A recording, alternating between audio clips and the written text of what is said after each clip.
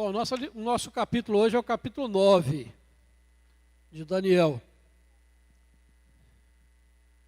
Capítulo 9, e o texto da nossa lição é: Vem, Senhor Jesus, perdoa-nos. Esse é um estudo muito interessante e muito importante para todos nós, especialmente nesses tempos espantosos, né, que a gente pode dizer assim, que nós estamos vivendo, né, diante daquilo que a Bíblia coloca sobre o futuro, diante da situação que nós estamos vivendo na igreja. Nesse capítulo, essa oração de Daniel, ela se reveste de uma grande importância para todos nós. Alguém aqui já ouviu falar do jejum de Daniel? Quem já ouviu falar? Levanta a mão aí. Algumas pessoas. Quem já fez o jejum de Daniel? Poucas pessoas. E você já ouviu falar da oração de Daniel? Quem já ouviu? E quem já fez essa oração? A gente vê a diferença, né? O jejum na igreja de hoje tem se transformado no meio de graça. Ou seja, é uma maneira de você alcançar alguma bênção.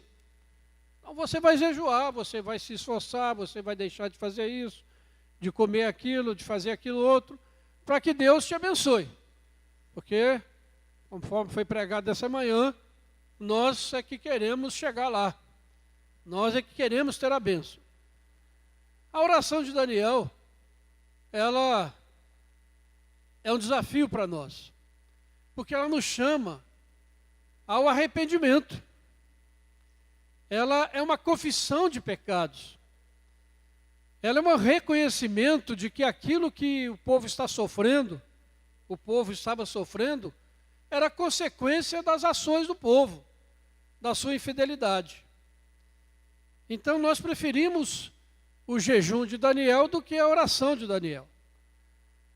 Ela é mais conveniente, ele é mais conveniente para nós alcançarmos alguma coisa. A oração, pedir perdão, reconhecer o pecado, se humilhar na presença do Senhor, é bem mais difícil para o nosso coração orgulhoso, né?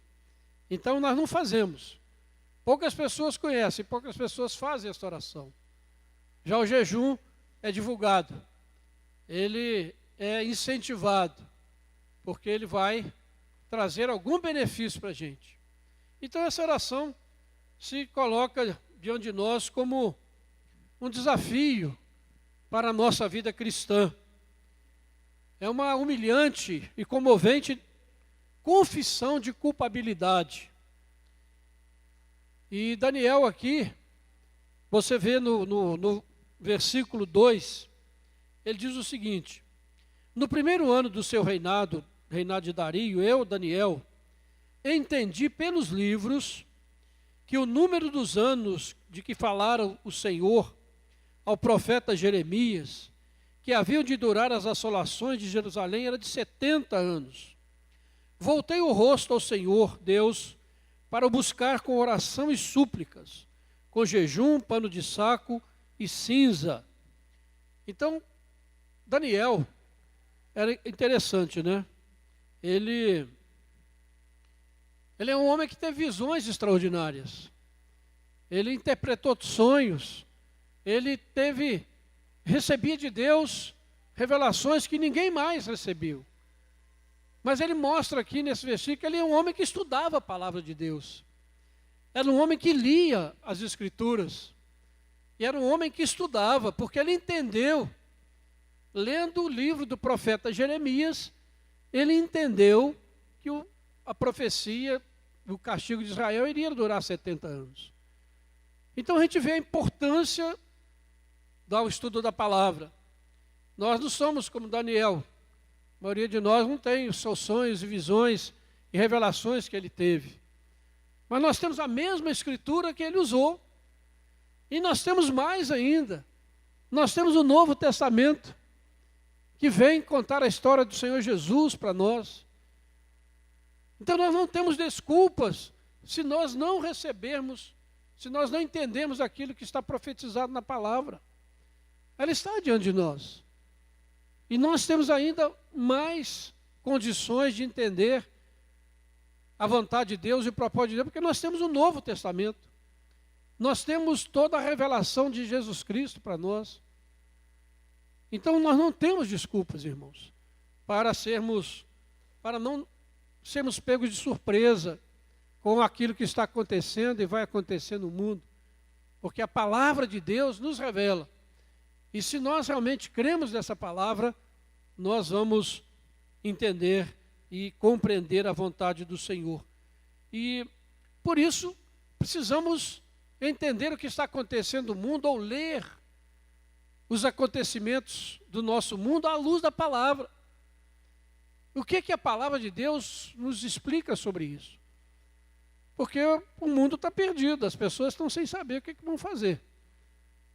A situação cada vez se torna mais complicada. Hoje, nesses dias, lá em Paris está reunido a cúpula do mundo para discutir as mudanças do clima. E que ninguém tem solução. Como é que vai fazer? O 2015 está sendo considerado o ano mais quente da história, desde que começou a medir a temperatura no mundo inteiro. E aí? 2 graus a mais na temperatura, algumas cidades vão ser alagadas. 4 graus, os maravilhosos apartamentos de vista para o mar, que custam hoje fortunas, vão perder o valor. Então, se você tem um, é bom você vender logo, antes que chegue, e ele vai se desvalorizar. É a Bíblia que está dizendo isso. E os homens estão confirmando isso aí, porque vai acontecer. A Bíblia fala do calor que virá sobre a terra. E está acontecendo. E os homens não sabem como explicar. É o homem, emissão de gases de estufa, isso e aquilo. Tudo isso contribui, sem dúvida. O homem está fazendo isso. Mas é algo que a Bíblia já nos diz. Então, se nós queremos entender, você pode compreender isso muito bem. E Daniel, então, entendeu, estudando a palavra, o que estava determinado, que iria acontecer.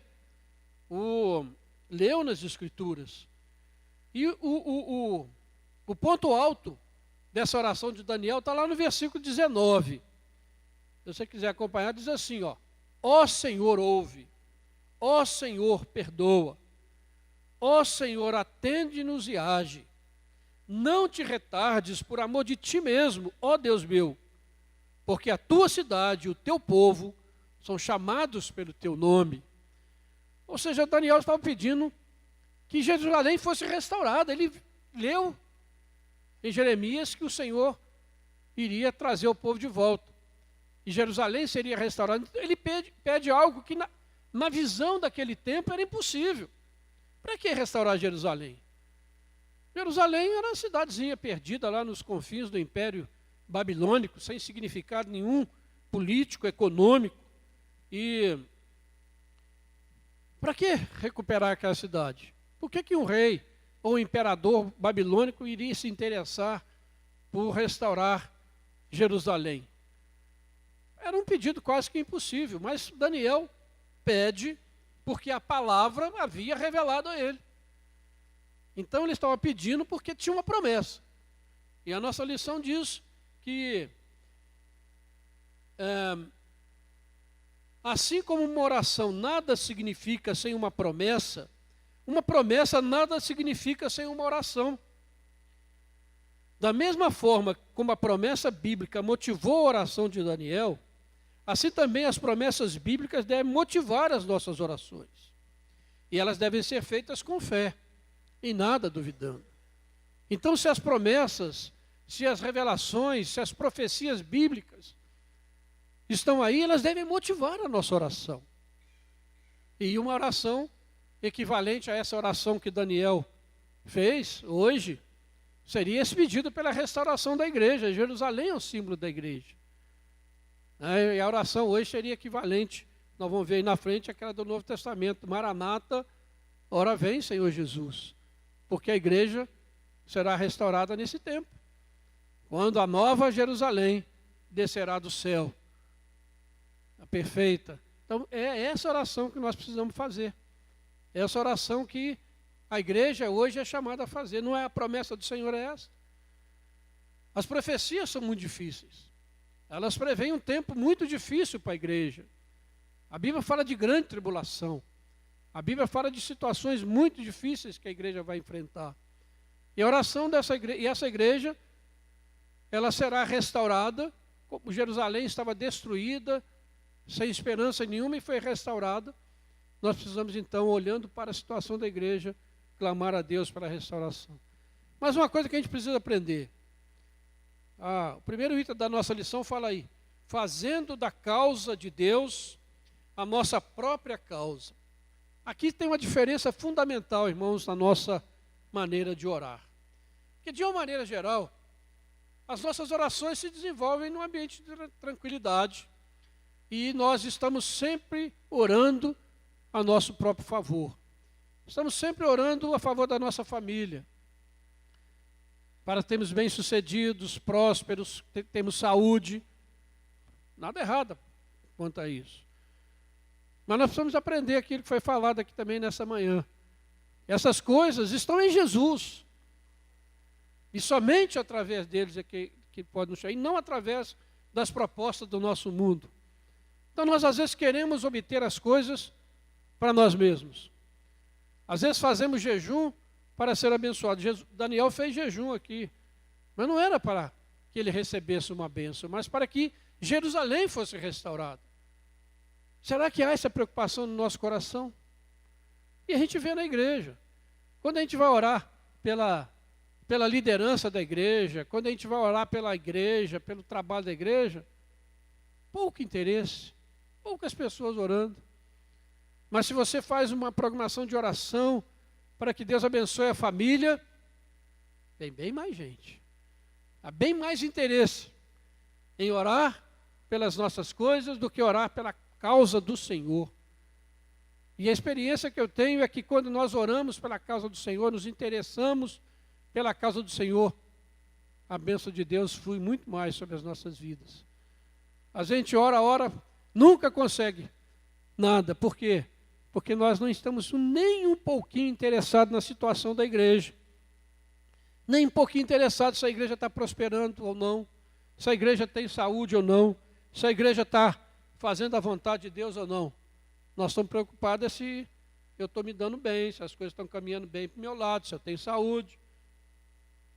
E quando nós estamos só focados nisso, você pode ter certeza que você não vai receber a bênção de Deus, porque o que Deus está muito mais interessado é na sua igreja, no seu povo, e não apenas em nos dar certas bênçãos. Então nós precisamos fazer da causa de Deus a nossa causa. Pense bem na situação de Daniel. Se fosse nos nossos dias, Daniel seria, vamos dizer, um assessor lá do Obama. Trabalharia lá dentro da Casa Branca. Teria um alto status. Seria bem remunerado. Teria uma vida tranquila. Aí, Daniel vai orar para Jerusalém. Para Daniel voltar para Jerusalém era um retrocesso sem tamanho. Para que restaurar Jerusalém? Lá não tem nada, é uma cidadezinha perdida, lá no meio do nada. Eu estou aqui numa posição de destaque. Eu sou um dos principais assessores do Império Babilônico. Aí Daniel vai orar para que Deus restaure aquela cidadezinha lá. E quem sabe que ele voltasse para lá, deixasse o posto que ele estava. Veja a diferença. Será que a gente faria essa oração? Será que a gente está interessado nisso? Na restauração da igreja nos nossos dias? Muito mais do que no nosso próprio bem-estar? Porque a Bíblia está dizendo, irmãos, que tempos difíceis virão. Daniel está nos mostrando isso. O mundo, os acontecimentos do mundo estão nos mostrando isso. A situação torna-se cada vez mais difícil, tanto para o mundo em si mesmo, quanto para nós como igreja. Não há como fugir dessa realidade. Não é que a gente é pessimista, que a gente está querendo isso, mas é o que a Bíblia está dizendo. E aqui Daniel vai terminar esse livro dizendo, né, que nos últimos tempos haverá um tempo de angústia, como nunca houve sobre a face da terra, angústia. E você cada vez mais vai vendo pessoas angustiadas e mais angustiadas. E o Senhor Jesus repete as mesmas palavras no Novo Testamento. Então, como nós vamos orar? Não seria muito mais sábio, inteligente orar pela restauração da igreja do Senhor? Vem, Senhor Jesus, restaura esta igreja, traga a nova Jerusalém. Mas será que nós oramos isso, há isso no nosso coração? E é interessante que Daniel faz essa oração, ele faz da causa de Deus a sua própria causa. E quando ele pede pela restauração de Jerusalém, não está pedindo apenas para que Jerusalém voltasse ou tivesse uma posição de destaque, fosse importante no cenário político, mas ele diz lá no versículo 9, ó Deus, por amor de ti mesmo, porque a tua cidade e o teu nome são chamados, e o teu povo são chamados pelo teu nome. Daniel estava muito mais preocupado pela glória do nome de Deus, do que pela posição de destaque que Jerusalém pudesse vir a ter. Mas estava preocupado com a glória de Deus. Olha, o teu povo, aquela cidade diz que é a cidade do Senhor, e aquela cidade está desse jeito. Então é por amor do teu nome, Senhor, que o Senhor visite a tua igreja. Não é porque a tua igreja queira uma posição de destaque, que a tua igreja queira ser vista pelo mundo, mas é porque a tua igreja chama pelo teu nome. As pessoas sabem que a tua igreja é aquela igreja que adora o Senhor. Então a nossa oração deve ser essa: vem, Senhor Jesus. Vem, Senhor Jesus. Restaura a tua igreja por amor de ti mesmo. Vem, Senhor Jesus, e traz um novo mundo, uma nova terra.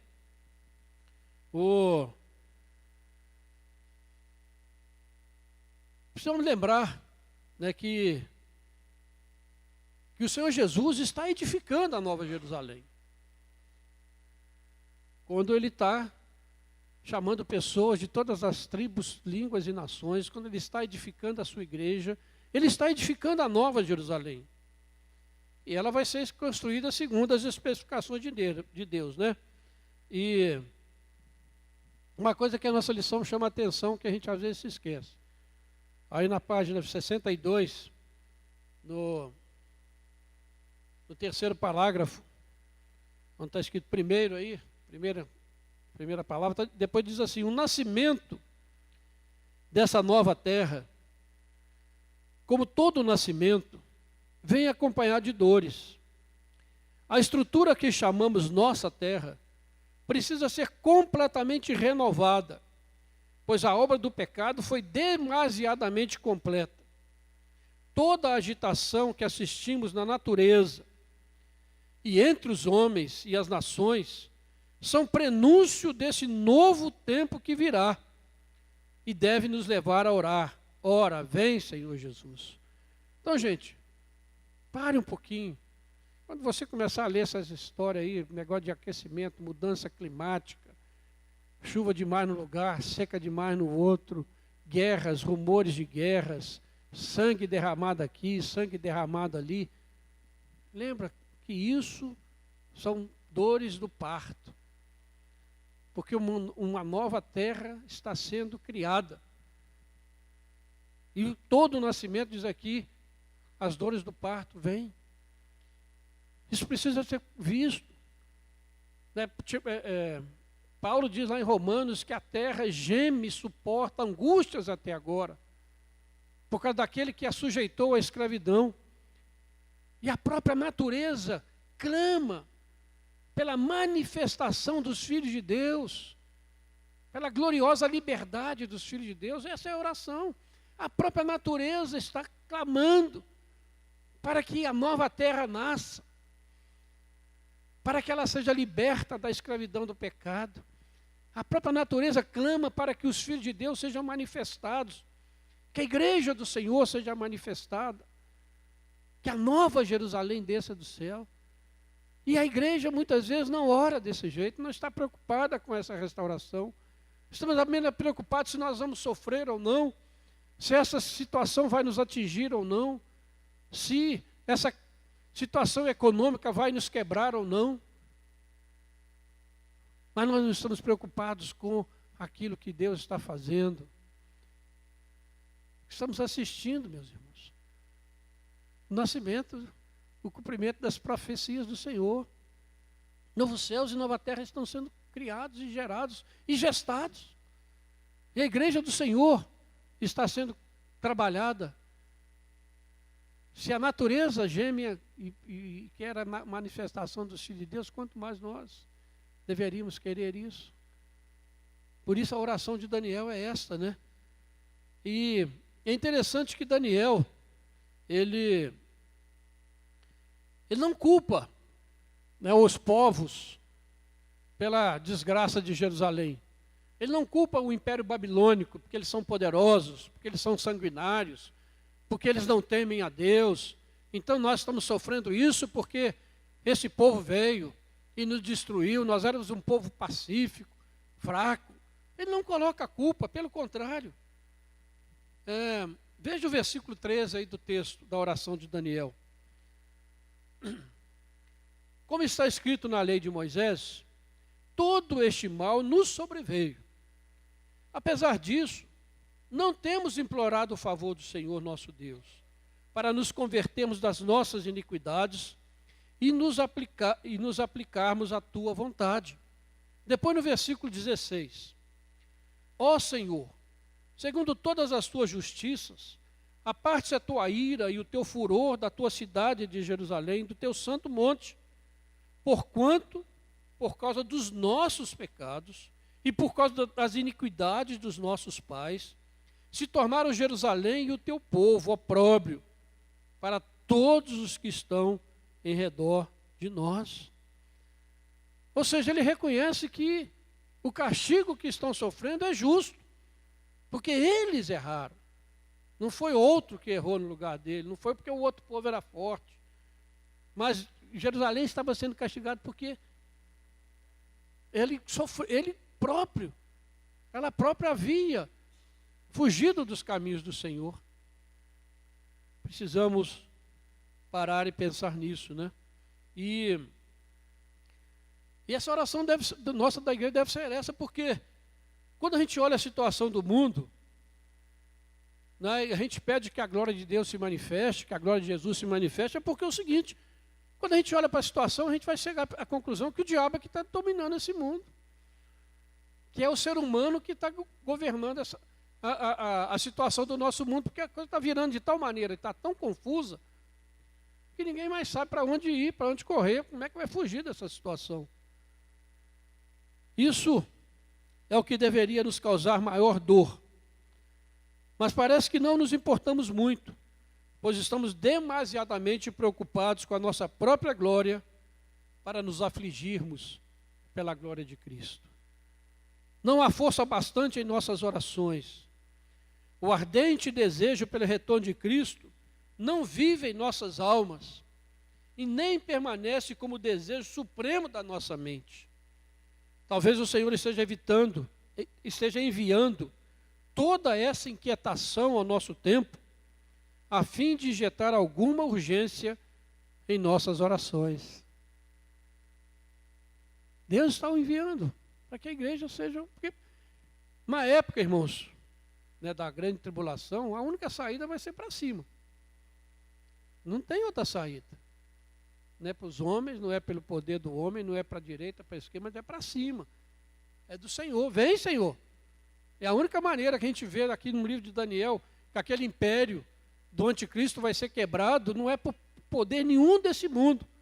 Todas as profecias aqui de Daniel, depois você lê no Novo Testamento, falam que aquele império vai terminar de maneira súbita né, por um poder extraordinário que vai chegar sobre ele. Não é pelo poder humano que vai nos livrar. Então a igreja vai ser levada a orar. Porque aí sim o negócio vai ficar complicado. Aí ela vai ser, Senhor, a única saída é se ouvir. Porque não tem mais para onde fugir.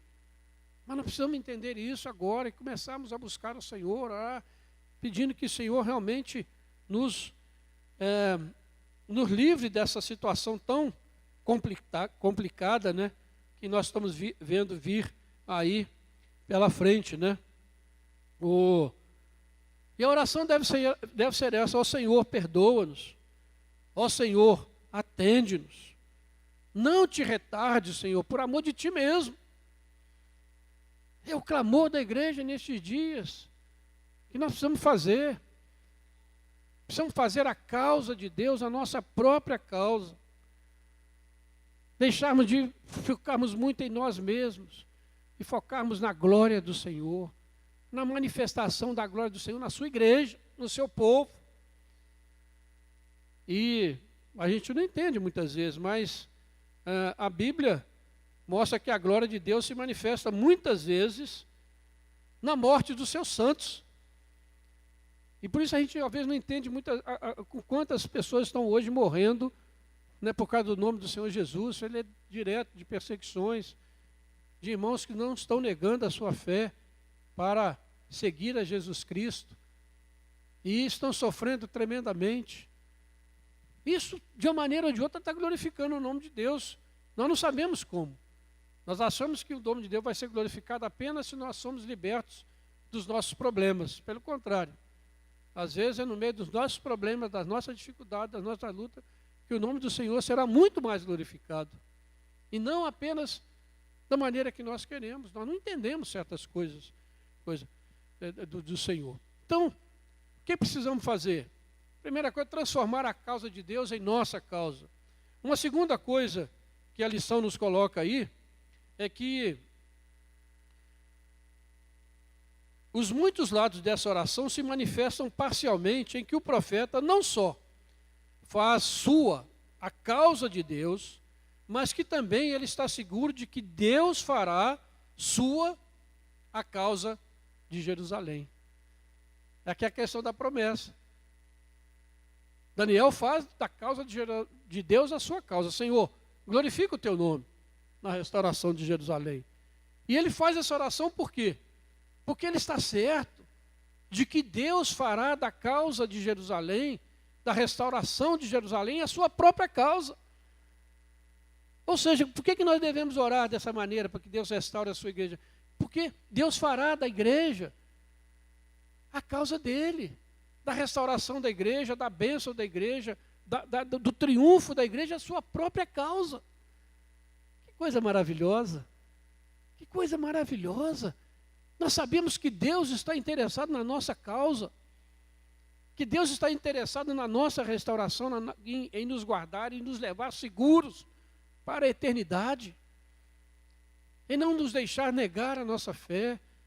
Então, por isso, Daniel foi levado a orar, a buscar o Senhor, porque ele sabia que Deus, que a causa de Jerusalém era a causa do Senhor, que a causa da igreja é a causa do Senhor. Deus está preocupado com a sua igreja. Eu li é Zacarias, né, que diz lá que quando Deus fala que aquele que toca no seu povo está tocando na menina dos seus olhos. Que palavra bonita, né? Que palavra maravilhosa, né? Vejam, né, o carinho, o amor que Deus tem pelo seu povo, né? E então precisamos entender isso, que Deus está preocupado conosco, né? E se temos de orar como devemos orar, se temos que agradar a Deus com as nossas orações, se as nossas orações hão de ser ouvidas, então não só devemos orar com uma apropriada consciência do nosso pecado, mas também devemos nos humilhar diante da majestade de Deus. Conhecer nossas necessidades e nossos problemas não é suficiente. A maior necessidade não é algo externo, mas é algo interno. o assunto mais básico de todos é o pecado e a culpa. A maioria das pessoas falha em humilhar-se devidamente em oração, simplesmente porque se esqueceu disso, ou pensa que não necessita de perdão, pois sua vida é correta. Nós temos muito que aprender com Daniel. Todos os nossos cultos nós temos ali um momento que a gente ora pedindo perdão a Deus. Geralmente a gente coloca isso no início do culto, né? Depois daquela leitura bíblica, né? A gente pede que o pessoal se assente, curve a sua cabeça, ore, pedindo perdão a Deus, confessando o seu pecado. Não sei se a igreja entende isso. A gente vê muita gente nessa hora, né? Fazendo outras coisas, né? Mas é um momento extremamente importante do nosso culto. Nós estamos iniciando um culto para adorar a Deus. E como nós vamos chegar na presença do Senhor, se nós não estivermos purificados pelo sangue de Jesus, pelo mediador? Por isso nós precisamos confessar, reconhecer o nosso pecado. Poxa, mas todo dia eu tenho que fazer isso, todo culto, né? Toda hora, todo minuto, né? Nós já fomos perdoados por Cristo Jesus. Nosso pecado já foi pago. Mas nós continuamos todos os dias, todo momento, pisando a bola em relação a Deus. Então precisamos daquele momento. É um momento extremamente importante. Às vezes passa despercebido. Nós precisamos valorizar. É o momento de eu me recolher no Senhor. Senhor, perdoa. Senhor, tem misericórdia da minha vida. Aqueles pecados que eu tenho cometido, lava no sangue de Jesus. E permita que eu entre na tua presença. Que eu desfrute da tua presença. Será que não é por causa disso que muitos não desfrutam? Né? Como foi falado de manhã, o culto se torna sem sentido, sem propósito, enjoado e outras coisas mais. Mas será que a gente teve, né, esse propósito de entrar na presença do Senhor, de confessarmos os nossos pecados, de recebermos o perdão do Senhor para adorá-lo? Como foi? Então é um momento importante do culto. Todos os momentos são importantes, né? Mas esse ali no início tem esse objetivo. Tem umas liturgias, né, que são mais rígidas, né?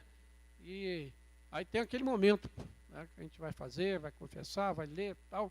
Aqui a gente faz de uma maneira, vamos dizer, mais fluida, né? Assim, direto, né? Como o nosso culto todo ele é assim, né? Ele não tem aqueles compartimentos que a gente vai, né, fazendo picado, né? A gente procura fazer um culto que ele vá fluindo as partes do culto, e às vezes a gente não perceba, né, a importância de cada um deles. Então precisamos, né, parar e pensar nisso, né, nesse momento tão importante que é o da confissão dos nossos pecados, né, para que a gente entre na presença do Senhor. E então Daniel tinha essa consciência, né, dessa necessidade de estar na presença do Senhor. E como eu falei, né, ele não coloca a culpa nos outros, né?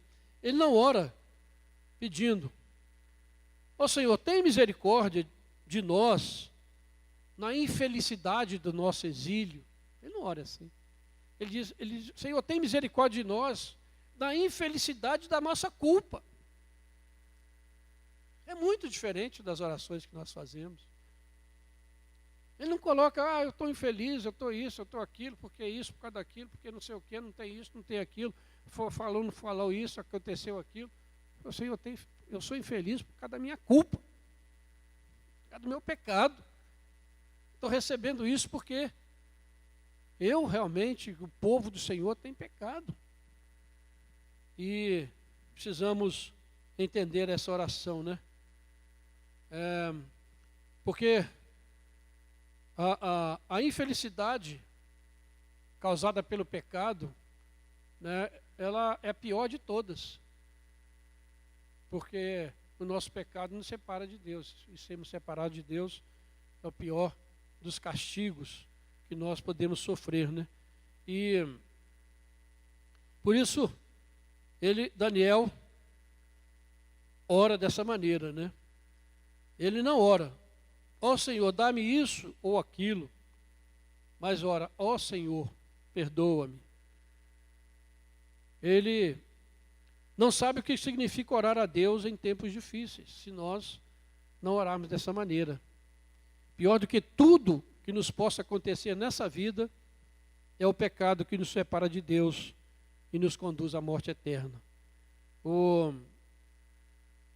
Precisamos então entender esse momento que nós estamos vivendo, esse momento em que o mundo está vivendo, e entender que se muita coisa que está acontecendo por aí é culpa da igreja. É a nossa própria culpa que tem gerado essa situação do nosso mundo. O mundo está sob o julgamento de Deus. O mundo está sob a ira de Deus, é uma palavra que é usada. Porque o mundo tem escolhido andar nos seus próprios caminhos. Foi muito bem falado aqui nessa manhã, nessa questão do homem achar que ele pode fazer tudo, que ele vai resolver a questão climática. A gente se acostumou a ver, né, que o clima está assim ou assado por causa de um vento que sopra de lá ou sopra de cá ou deixa de soprar. Mas nenhum de nós tem buscado a Deus. Nenhum. Pelo contrário. Na situação da Europa hoje, é uma situação do julgamento de Deus, sem dúvida nenhuma. E assim o mundo está caminhando. E a igreja é chamada nesse momento a orar dessa maneira. O avanço do pecado no meio da igreja tem se tornado terrível. O pecado conduz à injustiça, a injustiça conduz à infidelidade e a infidelidade conduz à rebelião. Isso acontece no mundo e acontece na igreja. Porque quando isso acontece, quando se levanta um sentimento entre o povo de Deus, o povo vai nesse caminho, né, de injustiça, de infidelidade, de rebelião, no final das contas, quem é o culpado? Deus. No final das contas, Deus é o culpado. Se está acontecendo isso, está acontecendo aquilo, por que Deus deixa acontecer isso? Por que Deus deixa acontecer aquela tragédia? Por que Deus deixa vir isso? No final das contas, nós estamos dizendo Deus é culpado da minha infidelidade, Deus é culpado do que está acontecendo. É o final dessa caminhada de infidelidade, de pecado. E a causa do que o povo de Israel estava naquela situação foi que eles não escutaram a palavra de Deus pregada pelos profetas. A ouviram com indiferença e com crítica, porque não a ouviam como palavra de Deus, vinda do Senhor. A gente tem falado nisso. A palavra de Deus tem sido pregada, mas a gente está ouvindo? Eles ouviram, porém não escutaram. Deixaram os profetas falarem, mas não os levaram a sério. Continuaram vivendo como sempre. Permaneceram tão frios, cobiçosos, mundanos, materialistas e cheios de ódio como sempre foram. Continuavam frequentando o templo e cumprindo as exigências da religião, mas eram como sepulcros caiados, limpos por fora, mas cheios de pecado no interior. Confissão geral de pecado não funciona diante de Deus. Se você se lembra do pastor Felipe Aleixo, que esteve aqui, aquele indígena, ele pregou um dia aqui falando que pecado tem. Quem lembra? Está vendo? O profeta falou e pouca gente está lembrando. Quem? O pecado tem nome. Ele falou isso, não sei, então agora estou te lembrando aí. Pecado tem nome. É aquele que a pessoa diz, a gente peca no varejo e confessa no atacado, né? Senhor, perdoa a multidão dos meus pecados. Uma pessoa me pedir aquele perdão específico, né? Pecado tem nome. Né? A gente precisa entender isso. E o que nos distingue do mundo não é que nós sejamos menos maus do que ele, mas que pela graça de Deus nós temos aprendido a ver a nossa maldade tal como ela é. E que confessamos o nosso pecado a Deus. É isso que distingue o crente do não crente. O não crente, ele acha que ele é muito bonzinho, né? Ele não tem nada a confessar. Infelizmente, tem muita gente na igreja que acha assim também, né? Mas aquele que é alcançado pela graça de Deus entende o seguinte: eu sou o que sou pela graça de Deus. Se eu estou aqui nessa manhã, é porque a graça de Deus me trouxe até aqui. Não só porque eu fiz esse sacrifício, porque eu levantei cedo, porque eu sou mais crente que o outro, que eu sou melhor do que o outro que está fazendo outra coisa. Não. Porque a graça de Deus me alcançou e me deu esse privilégio. E não achar que isso é peso, né? Para o incrédulo talvez seja, né? Porque, gente, guarde uma coisa: a igreja é a única instituição na face da terra que confessa pecados. É a única instituição que confessa pecados. E se ela deixa de fazer isso, ela deixa de ser igreja. É o que nós estamos vendo nesse evangelho triunfalista que nós estamos vendo aí. É só bênção, só vitória, só prosperidade e muito pouco de confissão de pecados. Porque se a igreja deixa de fazer isso, porque é a única instituição que confessa. Quem mais confessa que a gente é pecado? Que a gente peca, que a gente erra, que a gente precisa do perdão de Deus, a não ser a igreja? Não tem. Então isso é de extrema importância, né? Hoje, culpamos os governos, os corruptos, os corruptores no nosso país. Estamos vivendo isso de uma maneira tão terrível, pelo mal que assola o nosso país.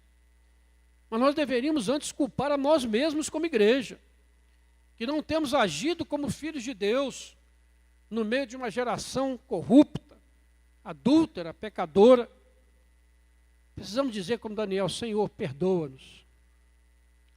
O povo de Deus é o único culpado pela injustiça, pela miséria, pela mentira, pela imoralidade, pela idolatria que domina a nossa nação. Né? Parece duro, né?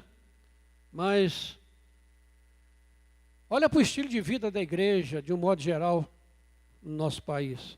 A igreja que aparece para o mundo. A igreja que aparece no mundo, o estilo de vida dela é uma afronta a Deus, é uma afronta ao mundo. É uma igreja que está preocupada com o poder, com o luxo, com a aparência, com a vaidade dos seus líderes, com os títulos mais altos possíveis que se possa alcançar, pelo materialismo que domina. Ou seja, a imagem da igreja lá no mundo é essa. Por quê? Porque a igreja verdadeira também, no fundo, talvez esteja querendo as mesmas coisas, ou não está tendo coragem de ser igreja humilde, mas profética diante desse mundo. Então nós temos a nossa culpa. Não basta dizer que os corruptos estão lá fazendo isso e aquilo. Mas o que a igreja está fazendo? E quando você olha para a igreja, como é que ela está? Por isso, irmãos, somente depois dessa confissão poderosa que Daniel ousou pedir a Deus a restauração de Jerusalém. Ele não pediu isso como um direito de quem havia reconhecido o seu pecado. Senhor, eu reconheci que sou pecador, agora eu tenho o direito de que o Senhor restaure Jerusalém. Eu confessei o meu pecado, eu admiti, agora eu tenho direito de o Senhor me dar isso e aquilo. Reconheci que eu sou pecador, agora o Senhor cumpra aquilo que o Senhor prometeu lá. Não. Daniel pediu isso porque ele havia lido na Bíblia, na Escritura, que aquele era o tempo de Deus restaurar Jerusalém. Ele ora, veja o verso 17. Agora, pois, ó Deus nosso, ouve a oração do teu servo e as suas súplicas, e sobre o teu santuário assolado, faze resplandecer o rosto por amor do Senhor. A gente podia dizer sobre a tua igreja assolada, pecadora, omissa, faze resplandecer o rosto, não pelos méritos, não porque ela reconheceu o pecado, mas por amor do Senhor. 18. Inclina, ó Deus, meus ouvidos e ouve. Abre os olhos e olha para a nossa desolação e para a cidade que é chamada pelo teu nome, ou seja, para a igreja. Porque não lançamos as nossas súplicas perante a tua face, fiados em nossas justiças, mas em tuas muitas misericórdias. Aí ele chega, né, no ponto final. Ó Senhor, ouve. Ó Senhor, perdoa. Ó Senhor, atende-nos e age.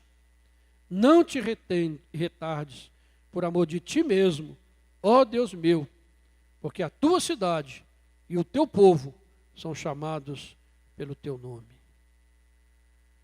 Essa é a oração que devemos fazer. Devemos estar sempre seguros da proteção de Deus. Ele não nos protegerá pelos nossos próprios méritos. Quanto nós valemos? Somos uma causa perdida. Nós somos um caso sem esperança como seres humanos. Mas temos uma segurança a que nos agarrarmos. Levamos o nome de Deus em nossa fronte. O que está simbolizado na água do batismo foi aspergida sobre a nossa cabeça. E os nossos filhos também batizados levam o nome de Deus. E, portanto, a nossa segurança e nosso bem-estar é preocupação de Deus.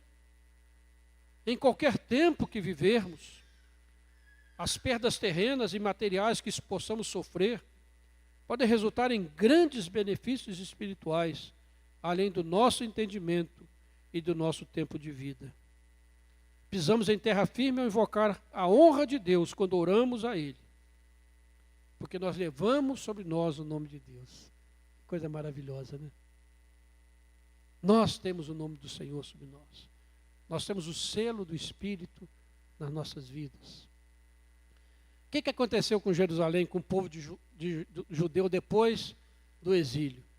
Você lê a história do povo de Israel quando ele entrou na terra prometida e depois, durante o tempo, o povo foi idólatra. O povo toda vez, lê os profetas, os reis, né? O povo estava adorando lá nos montes, o povo estava seguindo os deuses de Canaã, o povo se deixava corromper pelas aquelas religiões, o povo era idólatra.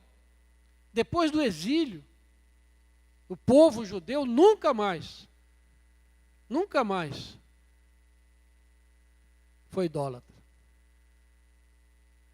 Foi corrigido, foi curado. Foi curado. Por quê? Porque aprendeu da maneira mais difícil, né? Mas teve que aprender dessa maneira. Que a gente possa aprender com essas histórias, meus irmãos, e possamos nos apegar àquilo que a palavra de Deus nos diz. Daniel entendeu pelos livros que era tempo da restauração. Ele pediu a restauração, não sem antes confessar o seu pecado, o pecado do seu povo. Ele pediu a restauração não como mérito que eles tinham por ter confessado e reconhecido o pecado, mas por amor do Senhor.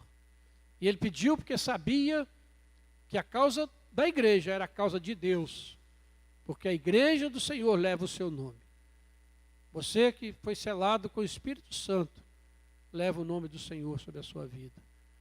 Que você possa confiar nisso, viver nessa certeza, sabendo que todas as dificuldades estão diante do Senhor e que a vitória virá para a glória do nosso Deus. Que Deus nos abençoe, irmãos.